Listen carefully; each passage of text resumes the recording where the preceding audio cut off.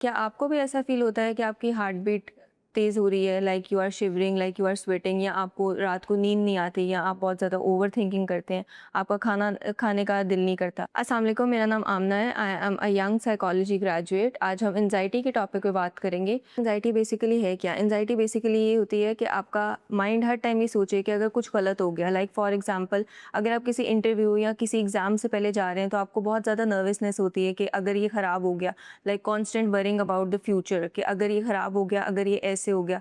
इसकी हम एक एग्जांपल ये भी ले सकते हैं, लाइक हमारी डेली रूटीन में अगर हम किसी को मैसेज करते हैं, लाइक अगर वो हमें मैसेज ना करें विद इन फ्यू मिनट्स और मे बी फ्यू आवर्स, तो हमारा दिमाग कॉन्स्टेंट डिफरेंट सिनेरियोज क्रिएट कर देता है, लाइक क्या हमने कुछ गलत किया है, क्या हमने किसी को हर्ट तो नहीं कर दिया। सो बेसिकली ये एग्जांपल्स हमें बताते हैं कि लाइक ये एंजाइटी के सिम्टम्स हैं, लाइक आप बहुत ज़्यादा वरी करते हो लाइक फ्यूचर के बारे में जो कि आपको पता भी नहीं है।